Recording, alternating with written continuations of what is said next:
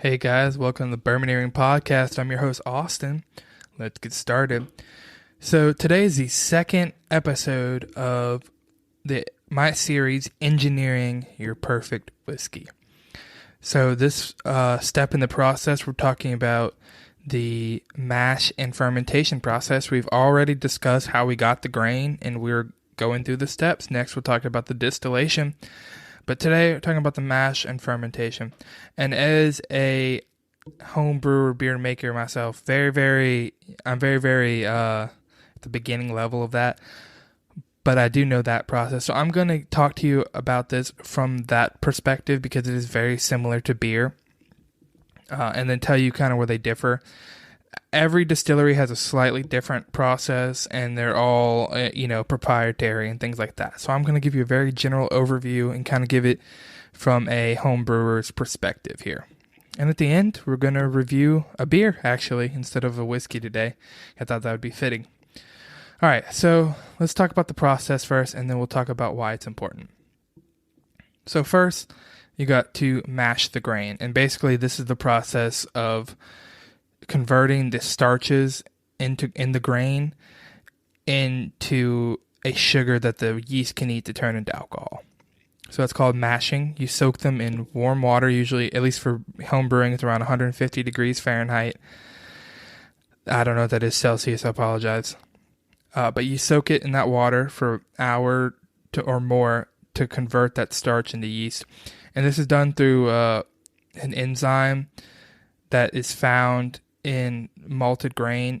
It is found very, very heavily in barley. That's why you always have a little bit of barley in your mash bill, almost always. Now, you can get away with some 100%, even 100% corn, but you can get away with 100% rye and things like that, although it's harder.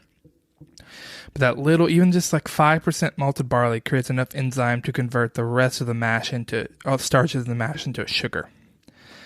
And this is done so, like I said, the yeast can eat it and turn it into alcohol. This is called cooking the mash, or in the beer homebrewing world, it's mashing in. And you do this for hours. This is where you add your flavoring grains. This is just grain. In the beer making process, you add hops, but that's later. It's not in the mashing process. It's kind of in between. But yeah, so that's mashing, and that's how you get the sugars ready for fermentation. From there, this is where the beer brewing and the distilling processes separate. So in the beer brewing process here, you would separate the water from the grain, the mash from the grain, to give it just a liquid. It's going to be very sugary and very colored to your grain, but you remove the actual physical grain particles.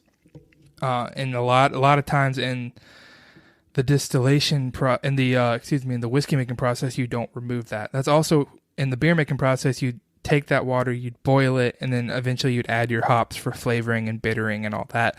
Again, there's no hops in whiskey. Now, sometimes some whiskeys will just distill the liquid and take the grains out. It happens sometimes. Also, some distilleries will distill actual beer with hops in it, but that hop really comes forward, and that's a whole different episode later. Just now, in general, they leave the grain in there, and at least for fermentation, and they don't add any hops. So now, jumping into fermentation, basically they get the cooked mash to a cooler temperature, usually between, at least for the yeast that I use for home brewing, and I assume it's similar for distillation, around anywhere from 70 to 90 degrees Fahrenheit. And you pitch the yeast, you throw your yeast into your mash and let it sit for a week or two while it bubbles up and ferments. And usually this is done in open air wooden containers for when you're not making beer, when you're making distiller's beer rather than homebrew beer. Again, distiller's beer is what we're making here. It is literally beer without the hops, and it usually has the grain in it. That's the distiller's beer is what you distill to get whiskey. Anyway, so you're waiting for your fermentation to be done. A lot of times when you're making beer, especially homebrew, it's in a closed container. You don't want anything getting in, no oxygen, no nothing. But that's okay in whiskey. It's okay to get that in. It's all going to get distilled out anyway. usually done in 1 to 2 weeks. A lot of times, especially in a sour mash process, you get your yeast from leftover watery grain from the last distillation process. So you throw that back into your new mash for the fermentation. That's called sour mashing. Sweet mash is when you don't do that. Sour mashing is when you add that. Basically, that's your fermentation process. Once that's done, you throw it into the distillation column and or whatever you're still using as a still, and there you go. But we'll talk about that next week. Anyway, that's your process for today. Now let's get into why they're important and what they do to add flavor.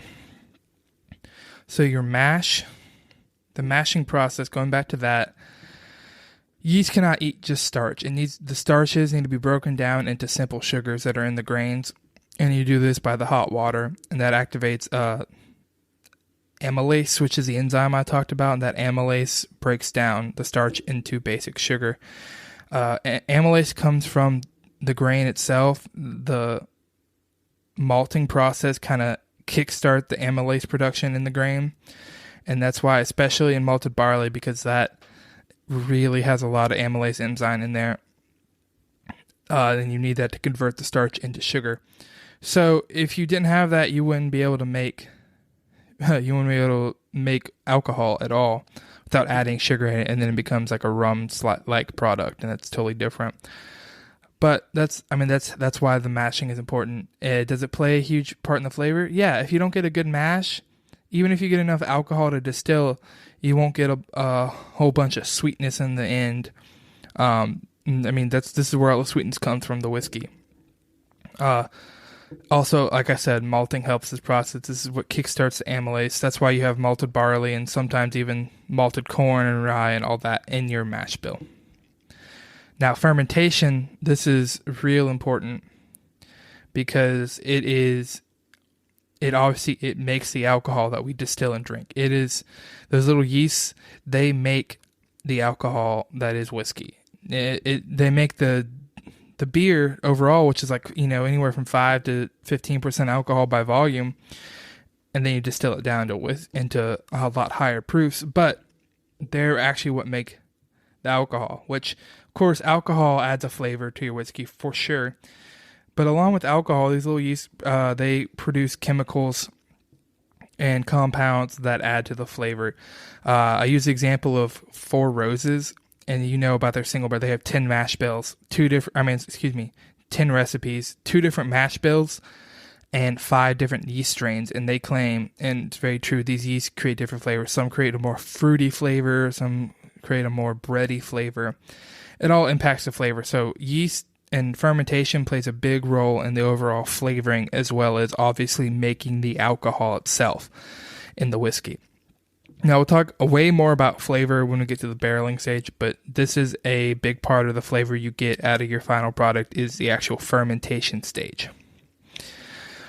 All right, so that's enough science for one day. A time to get to our review. Again, today is a beer review. So anyway, let's get started. All right, today we were reviewing Summer Pills from St. Arnold Brewery in Houston, Texas. This beer is 4.5% alcohol, or 4.9% alcohol. So it's, middle of the road for beer. And it's a good price. It's their summer release. Obviously, they're expecting it to be very light and refreshing, and a classic Pilsner, which is kind of, less hoppy, so a little bit bitter, but not an IPA by any means. And it's got a good balance with the malt flavor here. All right, let's get started on the nose. This nose, obviously, it's malt forward. You get that grainy, kind of crackery smell, but also some honey sweetness. And I get a note like of cantaloupe, like that kind of melon smell, not like watermelon, but I picture cantaloupe. I really do. All right, let's give it a taste here. Now, coming from reviewing whiskey, it's a lot harder, in my opinion, to get a lot of notes out of a beer. Because it's lower alcohol, it's not as much concentrated flavor. And that's just me. That's because I'm used to reviewing whiskey. If I did more beer, I'd probably get in better practice. I know people who can pick way more flavors out of a beer than they can out of a whiskey for the very same reason, because whiskey is so concentrated. It's hard, and alcoholic, it's hard to get notes out of it. So it goes back and forth. I'm just telling you, I'm not a beer reviewer, y'all. I'm barely a whiskey reviewer. But I do like craft beer and I do like home brewing. So just a little FYI. On the taste here, I get that classic Pilsner bitterness, not like a hoppy bitterness. I think it's more from the malt.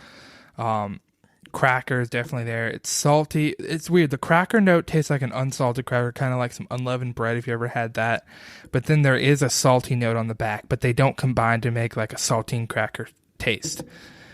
It's very, very light and refreshing, crisp. I like that. This is a perfect, like they said, a very perfect summer beer. I could drink 6-pack of these, ride a lawnmower, all that. Although they do have a lawnmower beer too. That's different beer and it's really good. So overall, they have the value. It's $8.99 for a 6-pack. Now, I've seen 4-packs go for higher prices of certain beers, especially IPAs. I think this is a good value. I'm not going to give a score on these because, again, I'm not a beer reviewer. But it's awesome. I'm definitely getting another pack before they go out of season. And I'll be getting more 6-packs later. They're fantastic. They're delicious. Again, St. Arnold's out of Houston, but they distribute all over Louisiana. So if you're ever in the area, go grab some for sure. All right, guys. Thanks for listening to this. I hope you enjoyed this episode. Y'all have a great week, and we'll be back next week with either the rest of the series or maybe a different separate episode. We'll see. All right. Cheers, y'all. Thanks for listening, guys. If you enjoyed the podcast, make sure you subscribe on whichever player you're using. Leave a comment and leave a 5-star review if you can. Once you've done that, go follow me on Instagram at Bourboneering or on Twitter at InBourbon, or go like our Facebook page, Bourboneering. All this, as well as my Prestige Decanter affiliate link and a link to sign up for a weekly newsletter, are all below. Thanks for listening, everybody. Cheers.